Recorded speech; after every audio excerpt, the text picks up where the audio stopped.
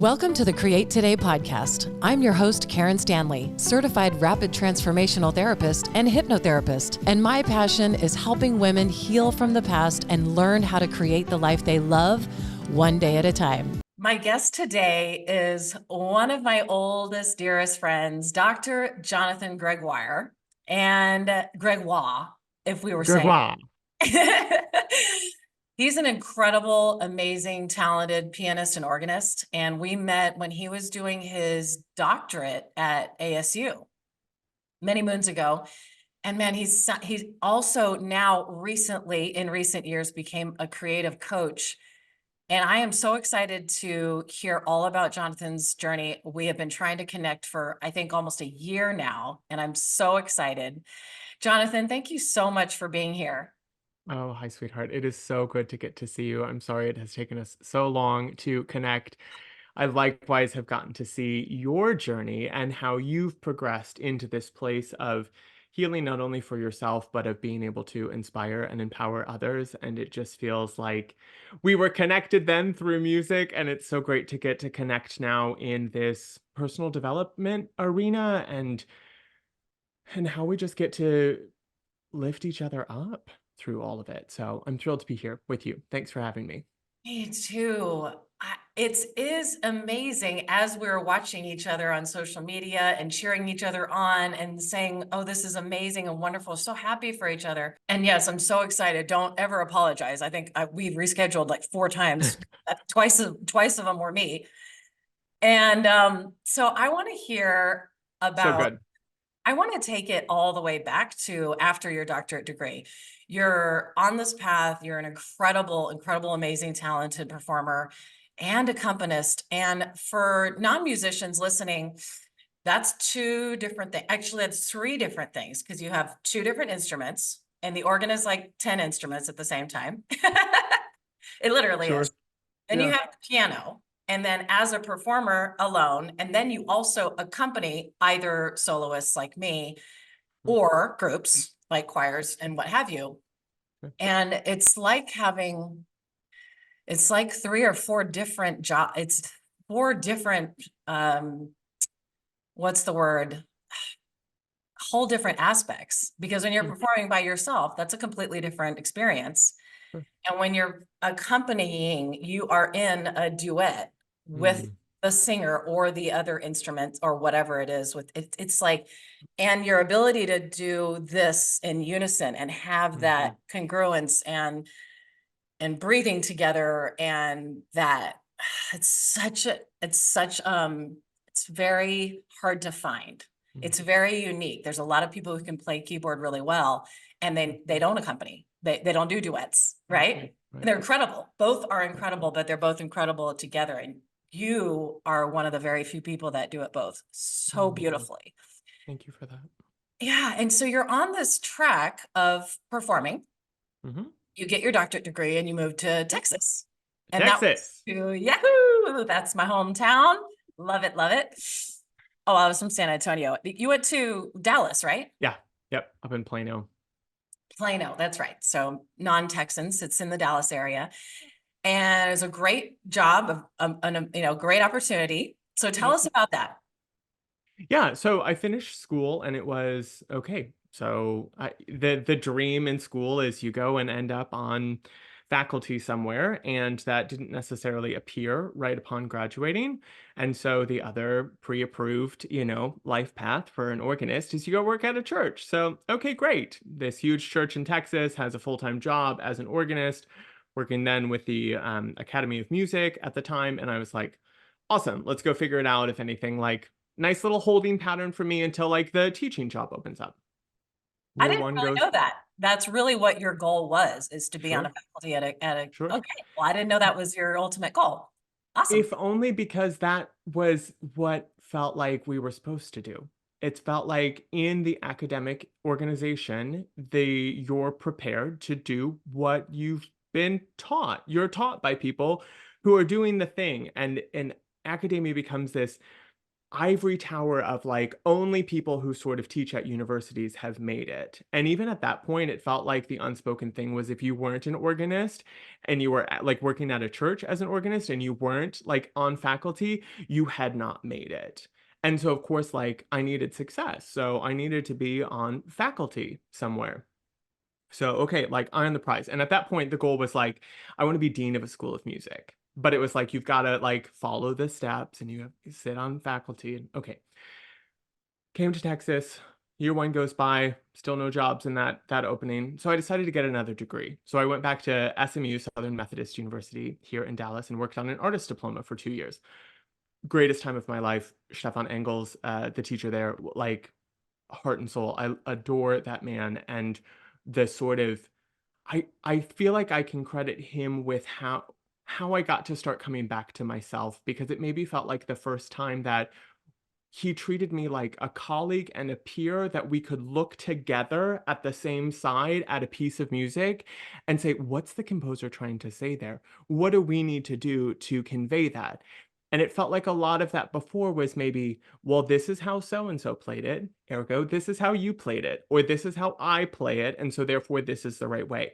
And along the way of like education, you start realizing everybody has their version of like the right way to play it. And when you're really hell-bent on making sure you're playing it right, I'm sorry, I just swore. Is that a thing? I can watch Absolutely my okay. I can Do watch my not have to mouth. watch your mouth. Okay, okay. So along the way, it's like this is the sort of the pre-approved way, but everybody has their own idea. So when you're trying to like win or play by the rules or like meet the system, you eventually go crazy because you're like, but I don't understand because so and so said this, and I had a master class with so and so who said this, and likewise. And it's like, at a certain point, it was like, oh, like everybody's just making this up. Maybe not making it up, but everybody is taking their own bent on it. And it's ultimately their idea.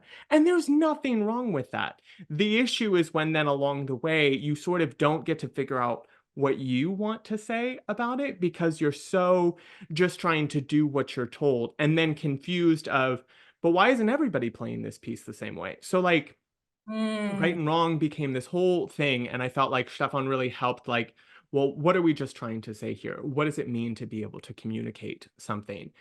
And mm. so I finished with that, and so 2 years later, 3 years have gone by, like where are these teaching jobs, starting to realize like organ programs are closing everywhere, Oh schools are making no. everybody adjunct at that point, and it's like oh, got it. Oh, Okay. really? So, oh, really? I Oh, didn't know really? that. And when you make someone adjunct, what does that mean? So, adjunct is the Since I'm a crass way college of dropout. well, no, the sort of crass way of saying it is it's like a way to get somebody to teach a full course load without having to pay health insurance or benefits or otherwise a livable wage. So you kind of What? like piecemeal out, like you'll come in and teach this class, you'll come in and teach this class, and we'll pay you like $3,000 to teach the one class for the semester, rather than like this is your sort of course load. You might have a couple of classes, and then you're sort of employed to do research, to do performance, to sort of have a life where you're generating ideas and creativity alongside the education component. And That's so such a shame. it's hard. It's really hard. And so this model we've seen shifting as education is trying to figure out where it's landing right now, and certainly even music is experiencing that because these numbers and this enrollment is down, and figuring out how we have access because we're seeing sort of these churches close, which mean the jobs aren't there. And so it's like, what are we supposed to do with this instrument? Yeah. It's a little bit interesting because it's not necessarily that there's not love for the instrument. People hear it and they're fascinated by it. Anna Lapwood is doing all kinds of stuff internationally from England of being able to bring attention to it. So it's not for lack of interest in it. It's that things are changing and we have to figure out how we evolve with it. Mm, And the new path hasn't sort of quite opened up yet. And yet we were sort of all trained in a journey of here are the things, this is what your path looked like, go and do likewise.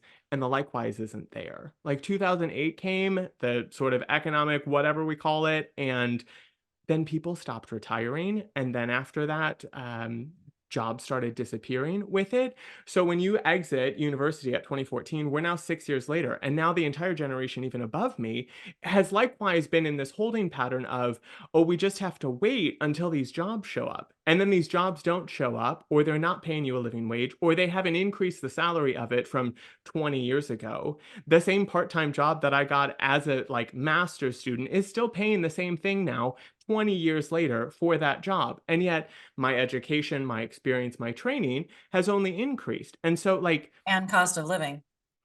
turns out. And so like you start seeing all of this and you're like, this is not great.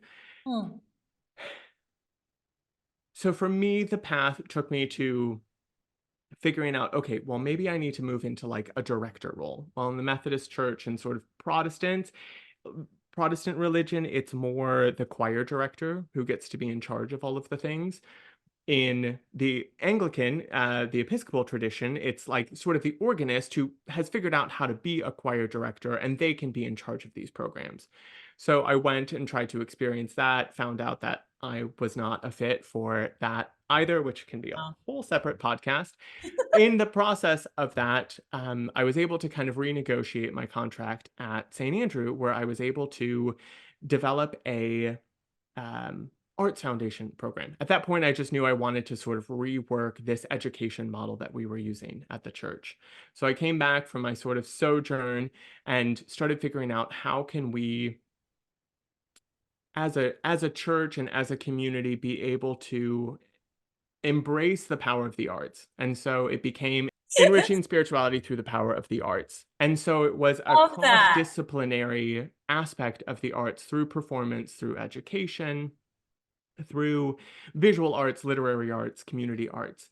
And it was great. 2019 we launched, spring 2020 things changed. So that moved me online, being able to start creating content, being able to start making music and then tapping into sort of for the first time, what does it mean to market? What does it mean to like connect with people in this digital way that gets people to stop and want to pay attention. And I think that's when then the like seed of entrepreneurship showed up for me of like, oh, oh, there's a lot we weren't necessarily taught about this in school. And I think for a lot of years I stayed really frustrated at school and I felt like school, the system was the problem.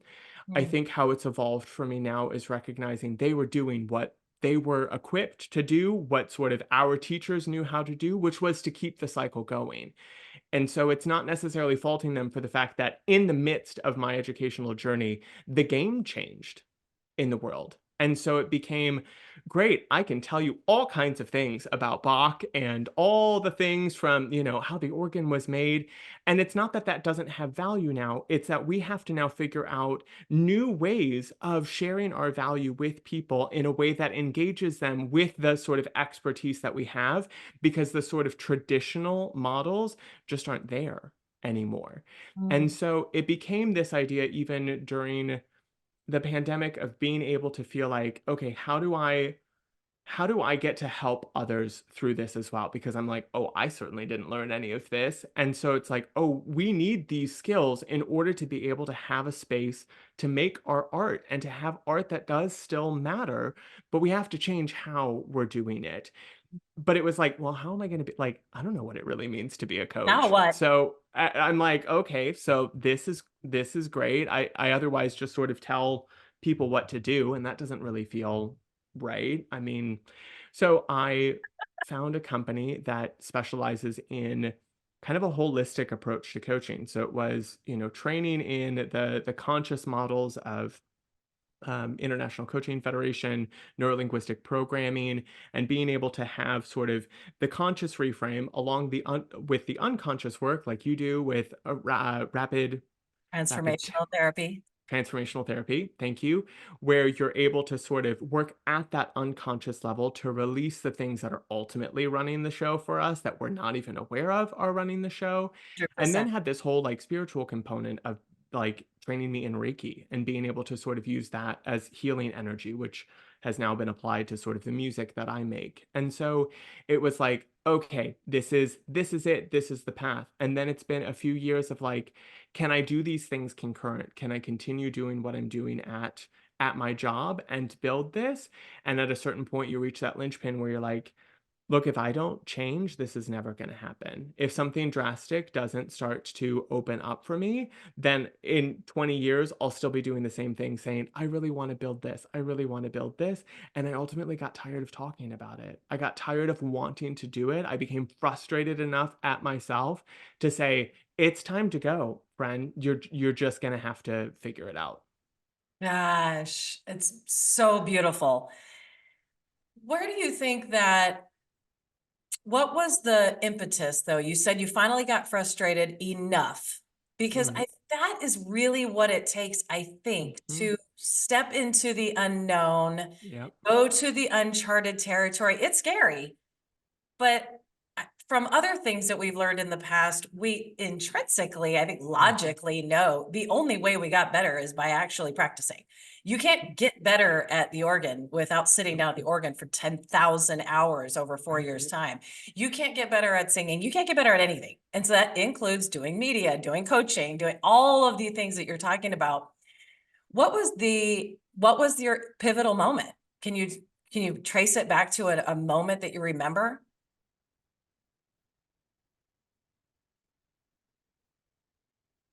I think at a certain point I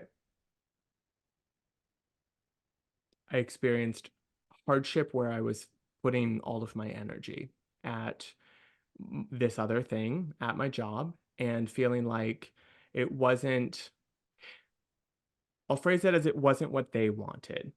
And I try to focus on how I'm taking responsibility always rather than being able to cast blame. The Yeah. truth is what I wanted and what they wanted were different things.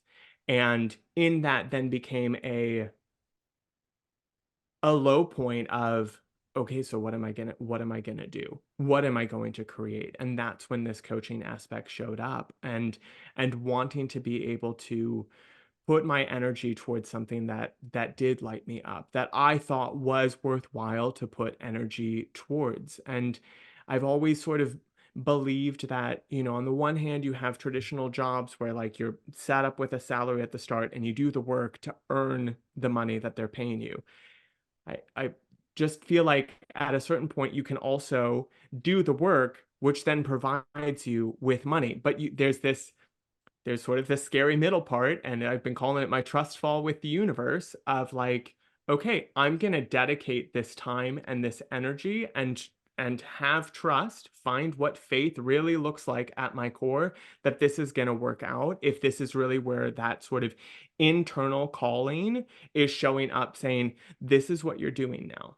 And it's a scary thing when that voice says, No, it's now. Like it's now. I don't care if you think you're ready or you're not ready, because if you don't do it, you'll never do it." And that has to come from a place of stillness and of listening and quiet, and maybe from that point, as you're saying, that sort of trigger point of frustration of, no, no, like I want this. I want to go after this because it does something to me, because I like what I'm able to give to this world, and I didn't want that to feel like there was that limit.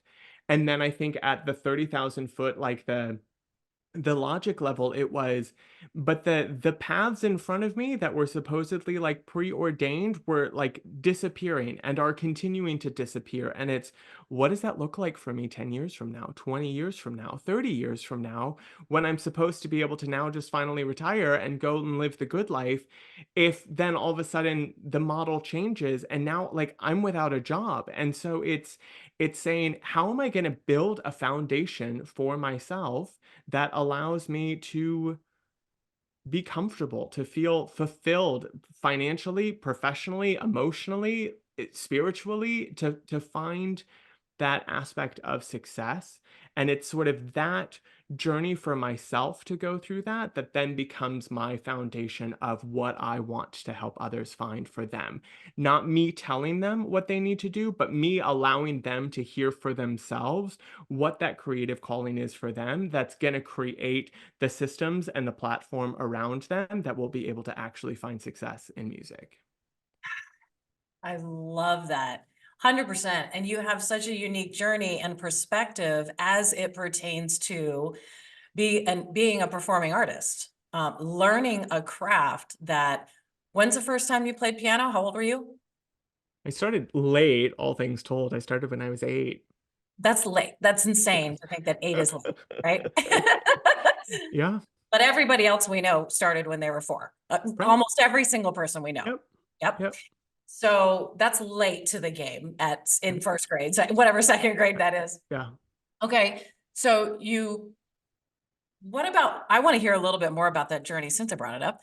When you're 8 and 9, when you're very, very, very first starting to play the piano and did you have lessons? Did your Mhm. parents play? Did either of your I parents play? Yeah, so I was going my dad was taking lessons as an adult. He had studied when he was a kid, and personal enjoyment, I guess, was taking lessons. And so for multiple years, I remember going with him and sort of sitting in the basement while he had his lessons. And the story was sort of at a certain point, I was like, can like, I'd like to try. And so music for me has always been very like intrinsically motivated, that it was something that I wanted to do. Now, all I remember, of course, all of the frustrations of the learning process. My parents remind me that I was always the one who like went and sat at the piano, that it was always something that nobody was pressuring me to do it. There wasn't that forced, you're going to go and do this. It was able to be that thing that I could find joy, find solace, find fascination with. It just was something that has always clicked and always made sense to me, even if it took a while for the technical to catch up with sort of the vibrational aspect of Passion. this is what I do. I love doing this. It's such a great metaphor too, or not metaphor, but analogy when you're describing anything that you'd really like to get better at and you'd like to improve on your life. I always use a musical instrument as an example because they're Mhm. not a single person that ever sounded good when they first started. Yep. Just you ever wonder how many hours it took for someone to be incredible? Well, Yep. just sign your 4-year-old up for violin lessons. You ever want to know what Itzhak Perlman sounded Right. like years ago? Just just start, just pick one up and see how hard it is. You have no idea how hard it is. But that's the Yep. same as everything, as a sport. Sure. I watch these golfers. I'm like, I wouldn't even score a 200, I don't think. And Sure. they're shooting out 61. Sure. It's the same with everything, but it's a great analogy. It really does take so much time. And it's interesting that you say, I remember more of the frustration than the moments of joy, Mm. because I'm filled with moments of just frustration, just crying on the piano bench. My mom was the opposite. I had to practice before I could go do anything or play, or usually it was Mhm. 5 o'clock in the morning before I could go to school. And so it was not joyful at all for many, many, many, many years. And I also think that what's really neat, what's really special about the pivoting of both the industry and your specific pivot is that I think it's a beautiful transformation from not a system, but an ideology where you Mhm. go to school to be taught by someone, and we have to retrain our brain as well to, just like you're saying, it has to be done this way. And you're like, but why? Mhm. Like, how would we ever know what Beethoven wanted it to sound like? We wouldn't. Right. How would we ever know what Mozart wanted it to sound like, and Brahms? Right. We wouldn't. We don't have any recordings of them. Right. Right. So everyone is open to their own interpretation. And isn't that the beauty of music? Mm. Mhm. It's so great that you came to that realization where, wait, well, maybe it's just our system needs revolutionizing. Mm. Music needs to be shared and thought of differently and Yep. expressed in, how about everybody's different way instead of Yep. one way, Yep. or putting these professors on a pedestal, as they absolutely deserve to be. They've Sure. accomplished a lot. And then what does that mean about us? Yeah. Yeah. And and and as you're, it was really that one teacher in that artistry certificate. Did you think that the certificate and going to learn from that specific teacher where you're realizing all of this, and do you think, were you originally doing that or going after that certification for, to still accomplish the being on a faculty goal? Yeah. So it still Absolutely. was. It was the idea of I still keep my relevance in the industry of the education system if I'm still in school with it. And had concerns of being too far removed from it, where then it felt like I didn't have that skill set to be able to teach it because, oh, you're just a church musician now. These were the stories going on in my head about it. Yeah, interesting. So we built our identity, as we Mhm. all do, on, Yep. and thinking that what you really needed is more training or another degree or another certificate. It's like, um, singers are a little bit different in that way. I have to Mhm. say, there are so many examples of incredibly talented, amazing, successful singers Right. who have built their career, and some of them can't even read music, which is unbelievable Yep. to you and me, right? Yep. It is true, and we know who they That's are. crazy. And it's like, oh, well, actually, I don't. So I did kind of the opposite. I actually don't need a degree. I came Mm. to that realization, and not that I didn't love parts about school, but I didn't love anything that wasn't music, and I didn't want to take anything that wasn't music, and I failed Yep. almost every class that wasn't music. I just didn't want to do Sure. it. I didn't Sure. go. I didn't care about it. I don't care about Yep. art history, Yep. cave dwelling drawings. I'm sorry. That's some people's cup of tea. That's not my cup of tea. Right. So I love this whole evolution, and what are some of the most fascinating and compelling things that you are realizing as you're going through the journey of the coaching and everything that you're learning that brought you up to the point where you became the certified? Mm. I know Some there's days a I hundred things, I'm sure. absolutely, Yeah. and all in a good way. I Yeah. think the most important part has been being able to recognize the power of the stories that we tell ourselves and the ability we actually have to change it. Yes. What was one of the most powerful stories that you told about yourself? It must be, one of them has to be about your career path, right? Oh, absolutely. That I don't matter. That was a big one for me. Aspects of being a failure. Um, the ever popular, I'm not enough, but like like even not enough is like too general. And so it's the specific of like, how wasn't I enough, or how was I trying to prove? And of course, like, yeah, great, let's go and get all of the degrees. I mean, for me it was Yes. as much, if I have these, that's going to give me a seat at the table to be able to have an opinion about how music should go.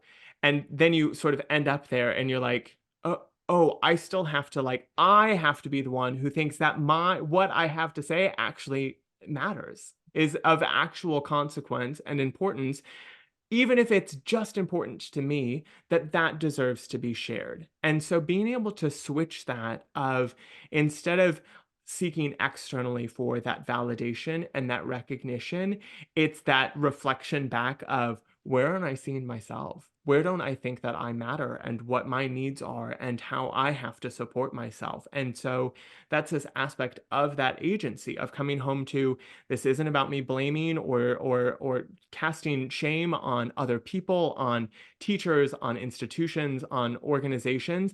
They were all reflections of what was going on with me internally anyway.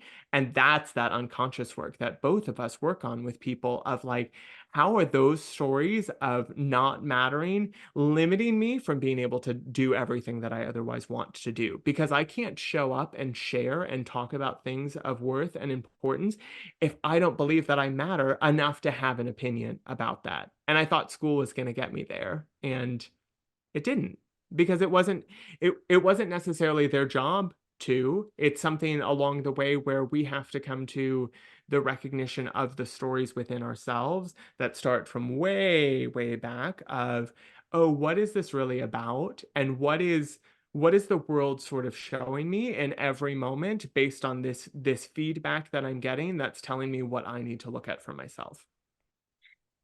It's subconscious. We're literally being trained our entire lives to seek only the outside validation. Mm, We, from the very, very, very beginning of time, oh, good job, you did your scales. Oh, good job, you learned a new yep, song. Oh, good job. It is literally what we do in absolutely. our performing, and then we turn into performing 24/7 Yep. to keep seeking that outside validation, and we'll never, ever be truly fulfilled. Mm, I remember it took me into my 40s really to actually stand on a stage and not even not not think about the outside validation, mm, and instead I change that story from I just love this music and it is yeah. such a gift to sing it, Mm,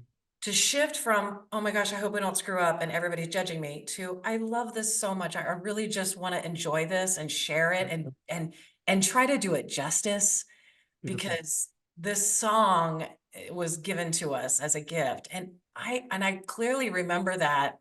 It was after I met John and I was singing with Scott. I think it was really when we did the a staged version of St. John Passion. Have you ever seen anyone do that? Mm-mm, It was wild and it was awesome.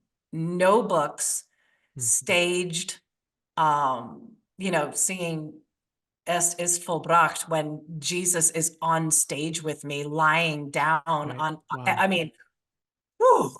And I Mm, remember, and it was probably because I think part of it is age. You, sure.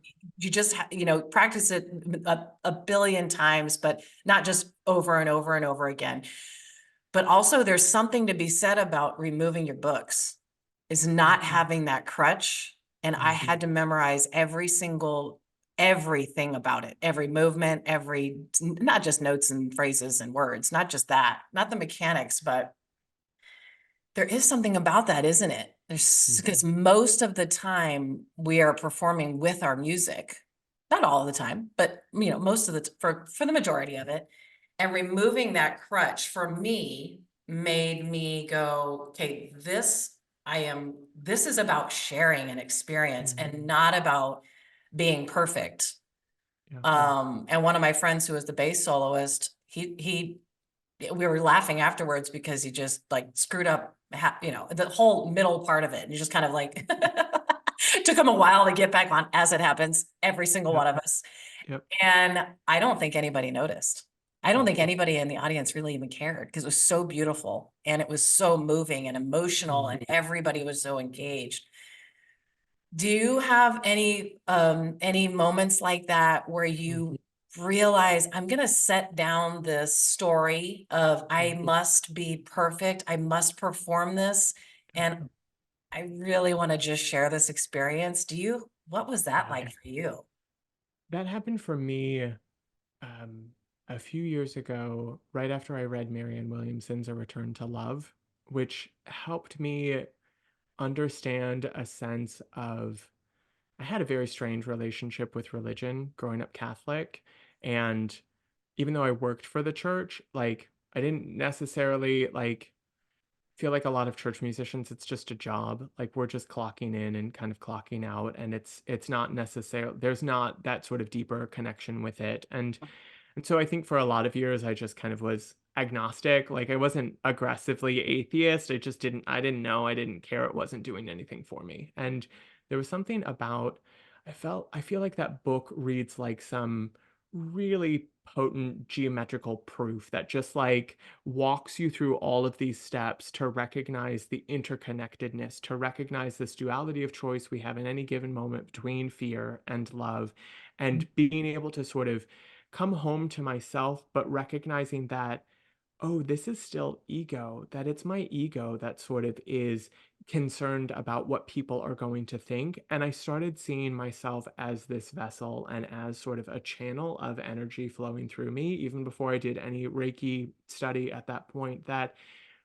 oh, buddy, you're not the one making music. This isn't about you. You've done all of the work to get to this point, to be able to have the technical skill so you can channel that through you. But what people are hearing, it's not about you. And the minute I stepped outside of myself and embraced sort of a fact of musician as servant, sort of music as a service industry of something that I'm giving to these people at church, whether it's in church, whether it's just in general for a concert, that it's not about me and how can I get out of my own way? Because the truth is, how many of us have had those performances where I'm like, that's the worst I've ever played. And yet it's somehow that performance that inevitably you have four people coming up after you saying, I was moved to tears. That was the greatest thing I ever heard. And you're like, "Wh- what? How does this make sense?" And at a certain point, it's because I'm not doing any of it. I had to build the container. Yes, it's my years of study of it. And at a certain point, it's to be able to hold that where then I can get out of my own way. I can get out of sort of that energy flowing through me of sharing what the power of music ultimately is. So incredible. Do you remember the music that you played when you were starting to get out of your own way and get yourself out of the picture? You know, a lot of it was actually when I started embracing that maybe I can improvise and maybe that there's music that inherently wants to come through me in addition to sort of the schooling and the training. I always thought there was like a right way to improvise or like only certain kind of music was like appropriate to be made, and being able to then say, what does it look like for me to get out of my own way of it and just let what needs to come through. And it's still a place that is um most intimate to me. Like, I still haven't been able to fully share what the music is that I make for myself. I think there's still Mhm. some fear there that I'm working through of what will people think, because it's somehow feels like feel good, like it's this meditation style, just being able to be in the sort of presence of this creative spirit that wants to flow through, and that is our deepest sort of most vulnerable place. So I can do that with other people's music, but to sort of share that has been wanting to come forward, and we're still having conversations about, what that looks like and how that is, because it's like somehow in the idea of creating something for somebody else's consumption, it then takes me out of the flow of it because I'm too concerned about I'm channeling something to be shared to sort of sell, as opposed to I'm just in flow with this. And so it's still this like happy little protective dome over here that at some point will find its way into the world. Well, we hope that it's sooner or later. Thanks, love. Why is, and I would ask you, and the reason why would I say that? Not just because I love you and I can't wait to hear it. I'm sure it's going Mm. to be beautiful and I want to share that experience of what you are talking about. But I also would pose the question, why why do you have the desire to have music come through you Mm. and express that outside of your body? What's the reason? Fascinating. I think at a certain point it's the same level of compulsion of the voice that tells any of us to do anything. It's not That's not necessarily something that's conscious. I don't know why music has chosen me from the day I was little. Like I don't know what any of it is that sort of said, "This is it, kid. Here you go. Off you pop." It's sort of trying to be in that state of allowance with it, of, oh, okay, this is something that needs to be shared, or in small ways that I've shared it, receiving that feedback that says, you have to share this, right? And I'm like, maybe one day. And so it's not necessarily conscious of that, but incidentally, then interesting that I'm still the one that stops it, right? Like I sort of put the limit on like when it can be experienced and or how, as opposed to just allowing it to exist. And I would assume that your coaching work now, Mm, you predominantly work with artists. Is that correct? yeah. Yep. Yeah. And what are the main blocks or stories that you're helping them release and rewire and retrain, like we say, reframe or retrain?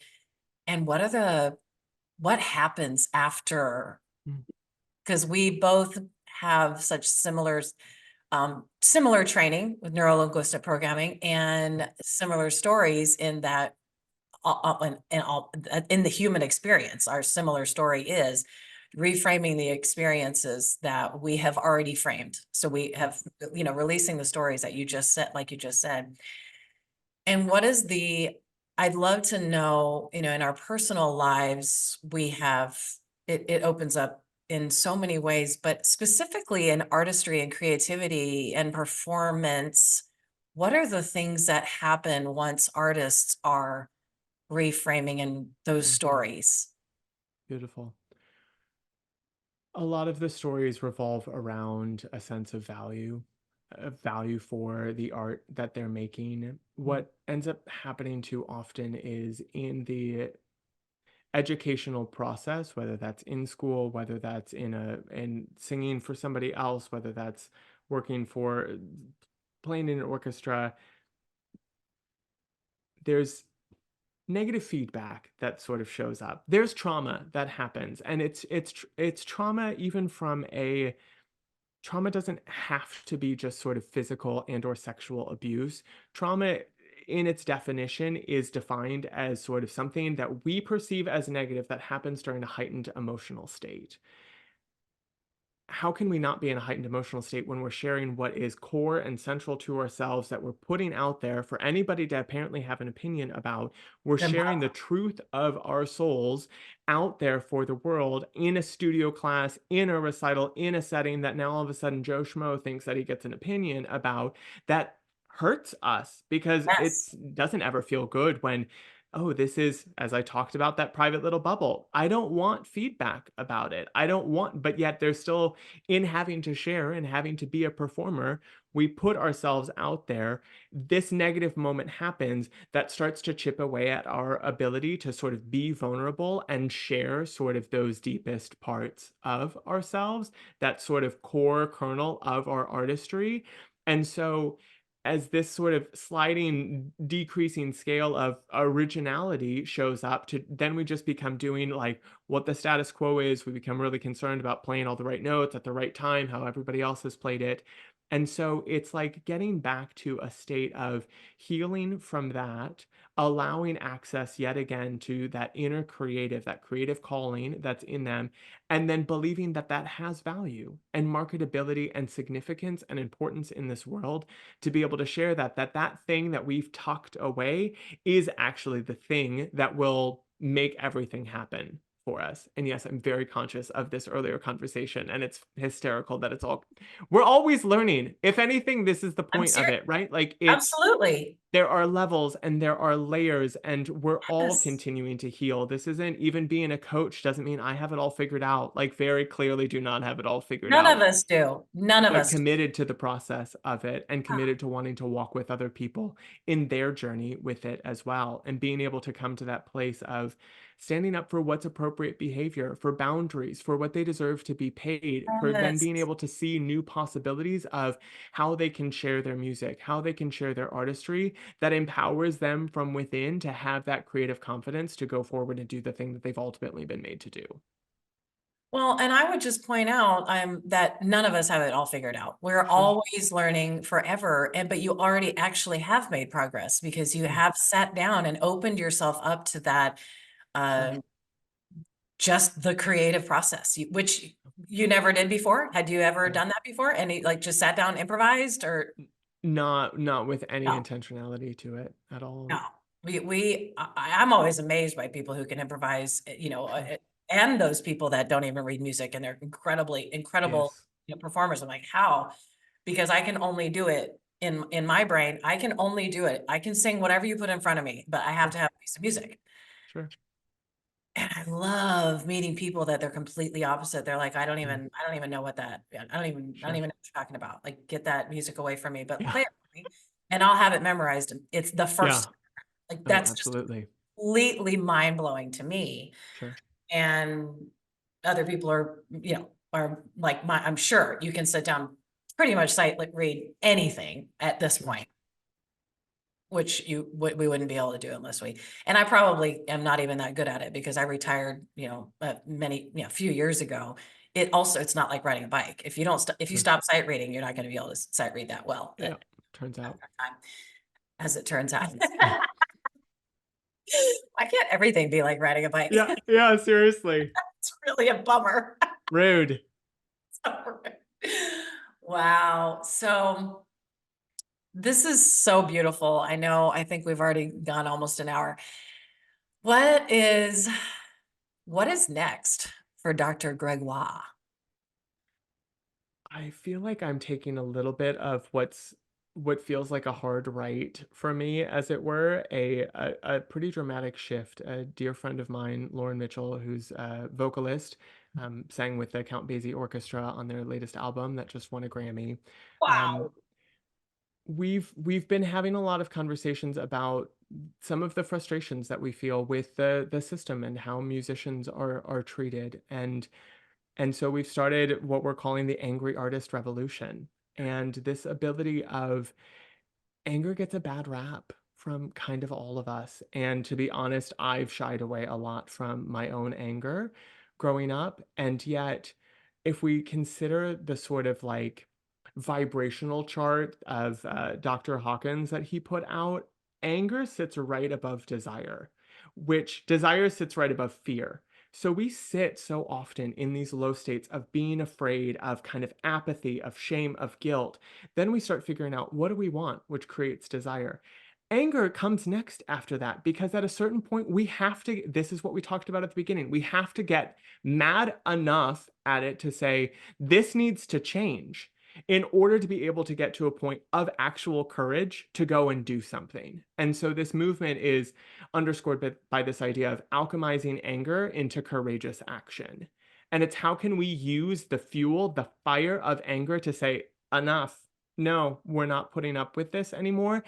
And we want to be part of that solution from the end, that we don't want to sort of be in effect in this victim mode of what we're seeing around us, but how are we conscious creators of how we're meant to share our art and what the value is of that. So it it feels like a pivot, and yet it still feels very much aligned of it. Anger doesn't have to equal hate, it doesn't have to equal rage. It can still be that fire that says, I care about this enough to say that I need to do something different about it. And so we'll see where that goes. Brilliant. And yeah, use it as fuel. It's a very Absolutely. powerful tool to use. What's Yes. sparking it and find out what's underneath it and say, Yes. what does that mean? I want to change then. It's Correct. super, super fuel, actually. Yes.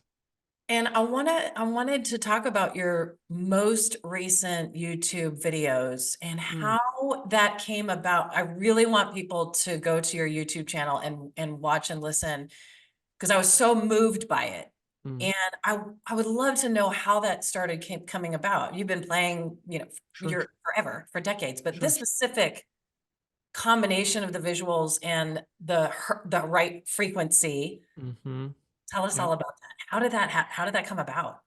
Yeah, so I think it's kind of this natural evolution for me of recognizing intrinsically what music can do for us, recognizing ourselves as channels of the energy of music to flow through, and then these additional ways that that can be augmented. And so that's been aspects of Reiki and sort of divine love, healing energy that channels sort of through our hands that then is infused for me into the keyboard, into sort of the music, into these notes that then the listener is able to hear.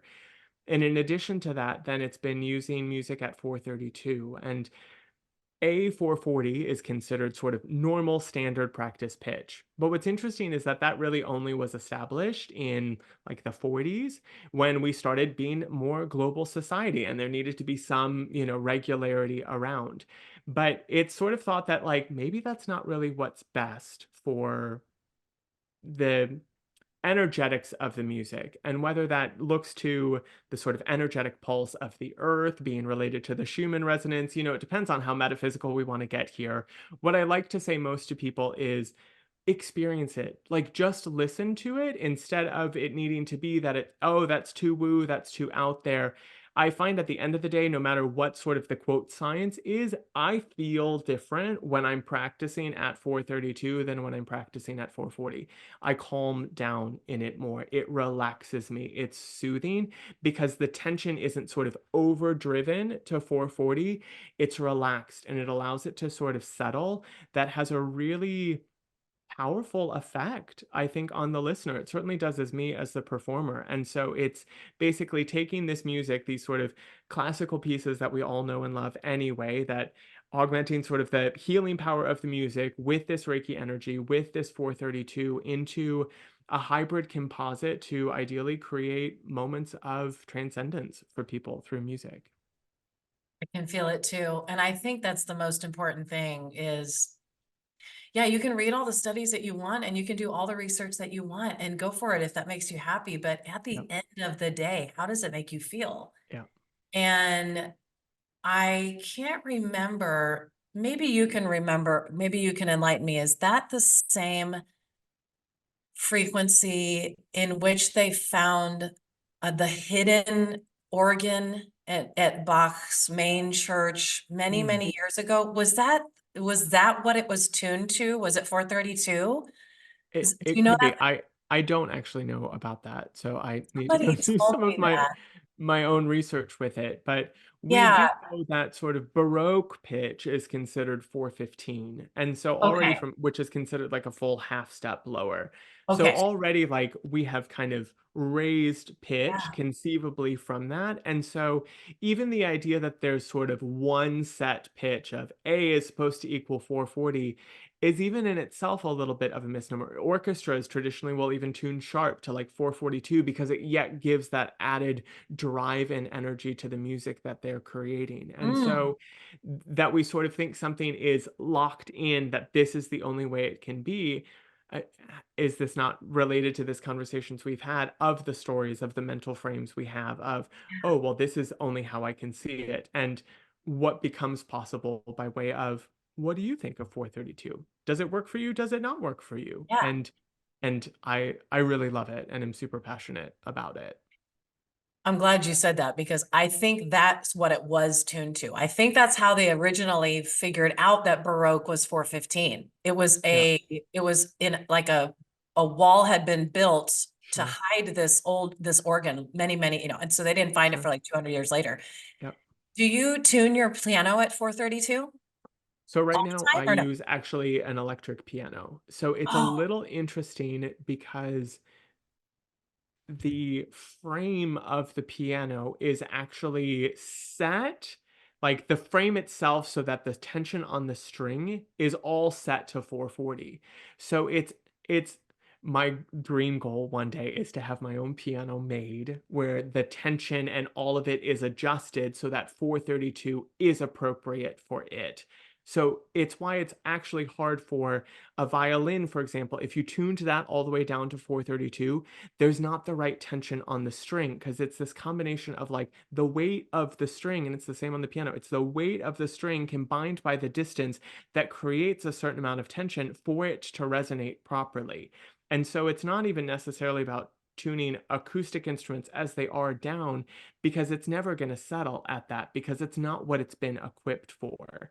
And so right. that's why right now I'm using just an electronic piano until I get my dream of having my acoustic one made, Oh, because that then allows sort of the purity of all of that, and it allows then making sure that everything is always magically in tune. And that to me just adds to some of the experience where you're not pulled out of it of, oh, they really needed to stop that recording and retune that A flat right there because that's going to drive everybody crazy, right? Like Mm. it's being able to sort of relax into that, of that consistency of that pitch is there.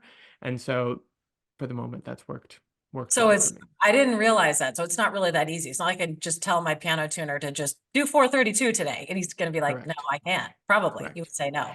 He could, it's physically possible, but it's actually going to be harder on the instrument because now all of the tension that keeps it sort of set and happy is now out of whack. And so there's not the right pull of that, which is going to change how those strings are able to sound and ultimately the health of the instrument, because you've changed sort of what's kept it in place at this point has now shifted in a way that puts different stress on it because it's not under the appropriate tension with it. Mm. Well, back to, you know, the importance of it is how you feel. It's not the Mm. number or Sure. all of these Yep. technical things that we're talking Yep. about. And I would urge people to listen and watch the last, one or two of your most recent videos, because Yep. you are playing in 432, Yep. and there are also visuals, but you could even close your eyes and you will feel in the science, all of the science and all the research, it regulates your nervous system. Yep. That frequency is actually taking you from fight or flight down a notch, and actually Yep. taking your brain down a state, from you can Mhm. get into the alpha and into the theta state Yep.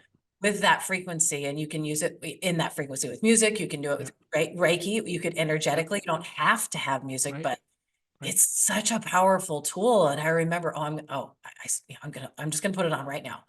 And even one of them is only 5 minutes. When you feel yourself bubbling up and you feel the tension rising and you're feeling that fight or flight, and don't you wish that, just like, don't we want everybody to go, what should we do? Not should, Mhm. what can we do Yep. to help regulate ourselves, instead of looking for that external, Yeah. that I would need to take a melatonin or I must have a glass of wine. Instead Yep. of reaching for the external, I must take a bath. There's nothing Mhm. wrong with any of those things, but Sure. this is a very, very profound, Mm. easy tool. And I would just urge everybody to just take 5 minutes, listen to it, see what happens. Thank That's you all the for that. research you need, right? Yep. Yep. There's a video I put out recently that compares 440 to 432 to actually 444, and Oh, being able to have people experience within one video, and it's the same piece and it's the same performer, and yet even though it's the same performance, each like tuning, it like has me playing differently by way of what the music is sort of asking for at that pitch. So 432 is a little bit slower, 444 is a little bit faster, has that more movement. And so it's a chance to be able to hear, kind of trying to in a scientific way take out some of the variables of not listening to somebody else play it and then over here, but the same piano, the same player, being mm, able to do your own scientific experiment of, what do you think? Now there's initially like hearing one to the next is like, oh, that hurts because we're so locked into it. But then you notice sitting in it, it's like, oh, I do feel more relaxed. Not just because music is relaxing, but like a deeper level of relaxation with it. So I would invite your listeners to check that out as well. oh, I can't wait. I have not seen that one yet, or haven't heard that one yet. I can't Yeah, wait. great. I will put the link down in the notes. And how else can people find you? Instagram is great. Jonathan.Gregoire. My website, jonathangregoire.com, is an easy way to be able to keep in touch. Oh my gosh, thank you so much for doing this. It was wonderful to hear all of it and see you just your energy shine, and see you be fulfilling and helping Mm. people let their beauty shine and their light shine. I can see it and feel it, and it's wonderful. Thank you so Well, much.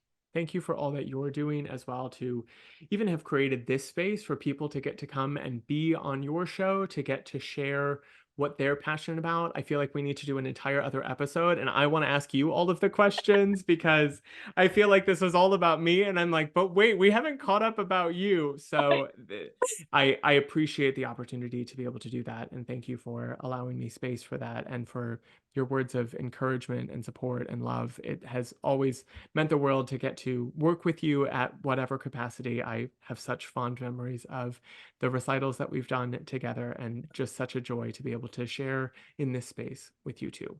Too. Mwah. Thank you for being here and listening to my show. If you got any value at all, it would mean the world if you shared it and left a review. Remember, the only way to create the life you love is to take it one day at a time. Create today. God bless you.